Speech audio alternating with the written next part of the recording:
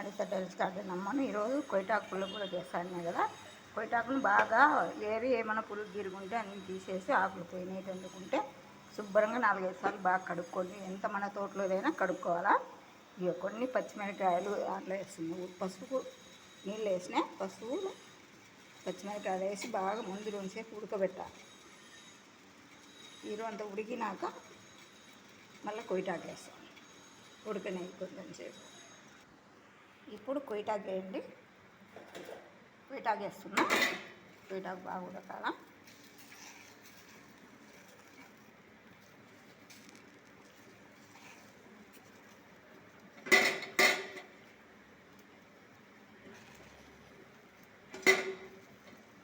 ఒక 10 నిమిషాలు కొయ్యటాకు ఉడకనేయండి.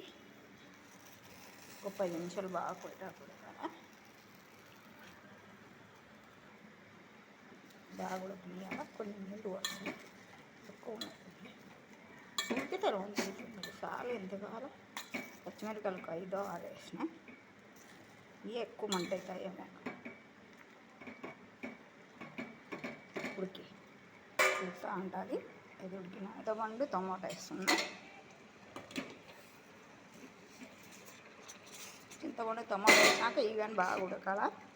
ఇవి ఒక 10 నిమిషాలు ఉడకాల మెత్తంగా. రోంత కాబట్టి నేను ఒక్కదాన్ని కాబట్టి రోంత కదా, అందుకని చిన్న గిన్నెలో వేసుకుంటున్నా, ఏమనుకోవద్దండి. నేను లేదు ఒక్కదాన్ని కదా, చేసి చూపించాలని చూపిస్తున్నా. కొయ్యటాకు పుల్లకూర నేను టెరెస్ గార్డెన్ అమ్మను, మళ్ళీ చూపిస్తానని.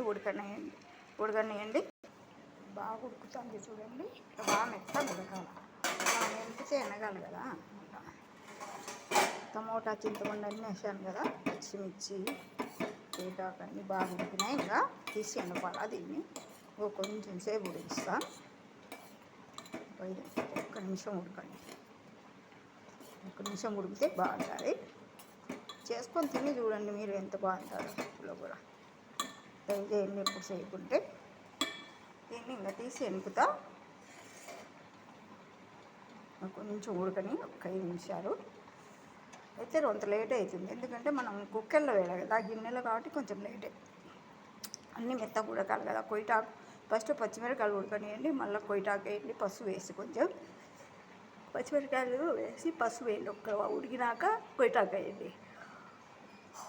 కొయ్యటాకు ఉడికినాక మళ్ళీ టమోటా చింతపండు ఈ 2 వేసి ఇవి బాగా ఉడికినాక మళ్ళీ మెత్తగా అయిపోయినాక ఎనుపుకుంటే సరిపోతుంది. ఇంకా 5 నిమిషాలు ఉండి దీన్ని దించి ఎనిపి తర్వాత పెట్టేసి చూపిస్తా. దీంట్లో సరిపోయేంత ఉప్పు వేసుకోండి,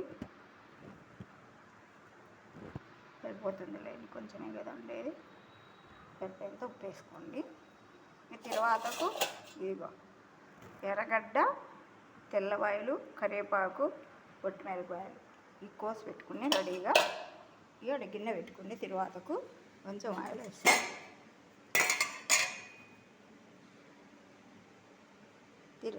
పుల్లకూరకు కొంచెం నూనె ఎక్కువ ఉంటుంది, బాగుంటుంది. ఇది నూనె కావాలి. ఈ పుల్లకూరను ఎనుపుతా, గంటతో ఎనుపుతా, పూర్తి అవసరం. నూనె కాగిందండి. దీంట్లో కొంచెం శనగబ్యాడలు వేసినాయి,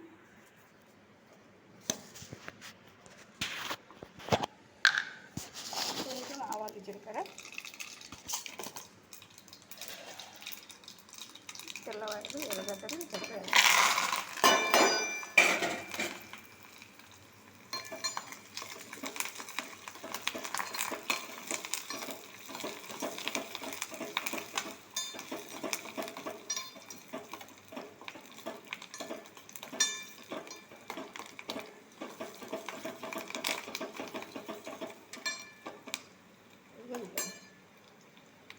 అయ్యో కింద చిన్న గిన్నె కాబట్టి బాగా పెట్టారు.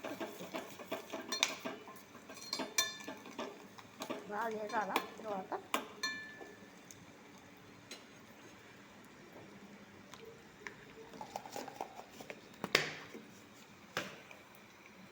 ఇదిగోండి పుల్లకూరని ఇట్లా ఎనుపుకున్నా చూడండి. బాగా ఎనిపింది కదా, గంటతోనే ఎనుపుకున్నా, ఏం వేసుకోకుండా. ఒక్కరికి చేయాలంటే ఇట్లనే ఉంటుంది, అందరికీ అంటే బాగుంటుందండి కొయ్యటాకు పుల్లకూర. మామిడికాయ అంటే కొంచెం మామిడికాయ వేసుకుంటే కానీ ఇంకా బాగుంటుంది. మామిడికాయ కొయ్యటాకు పుల్లకూర పప్పులో అయినా వేసుకోవచ్చు, బాగుంటుంది. వేగనేది బాగా వేగితే బాగా మంచి వాసన వస్తుంది. కొత్తిమీర బాగా అన్నీ వేగాలి. ఇప్పుడు వేగింది. తర్వాత ఇంట్లోకి ఇది వేసుకున్నాం పుల్లకూరను. చూడండి ఇట్లా ఎంపుకున్నా ఇదే కొయ్యటాకు పుల్లకూర. మీకు చూపించాలని అదే విధంగా చేసినానండి. కొయ్యటాకు పుల్లకూర ట్రై చేయండి, బాగుంటుంది కమ్మంగా. రోజు ఒకే కూర తిని చాలా అవుతారు కదా మీకు సిటీలలో. ఇలా చేసుకోండి. ఆకుకూర దొరుకుతాయి కదా, ఏ ఊర్లైనా ఆకుకూరలు అయితే బాగానే దొరుకుతాయి. సిటీలో అయినా దొరుకుతాయి, ఎక్కడైనా దొరుకుతాయి. ఏమంటే ఇది మన టెర్రస్ గార్డెన్ హరిత టెర్రస్ గార్డెన్ నమ్మను నేను చేసేది పుల్లకూర. లైక్ చేయండి, అందరూ షేర్ చేయండి, కామెంట్ పెట్టండి. వద్దులు మీరు లైక్ చేయండి అమ్మా, చూడండి అమ్మా, ప్లీజ్ అమ్మా. నా వీడియోలు బాగా లైక్ చేయండి, చూడండి, ఇన్స్పైర్ చేసుకోండి. నేను పెద్దగా చదువుకోవాలి, ఇంగ్లీష్ అవన్నీ నాకు రావు. అంటే తెలుగు వస్తుంది, తెలుగు ఒక్కటే నాకు వచ్చేది, ఇంగ్లీష్ అయితే రాదు. సరేనా? ఉంటానమ్మా, బాయ్ అమ్మా, ఉంటానండి. లైక్ చేయండి అందరూ, చూడండి బాగా. ఒకసారి ట్రై చేయండి, తింటే బాగుంటుంది పుల్లకూర, నోటి కమ్మగా ఉంటుంది. అంతా చూశారు కదండి ప్రాసెస్ అంతా. ఉంటానండి, బాయ్ అండి.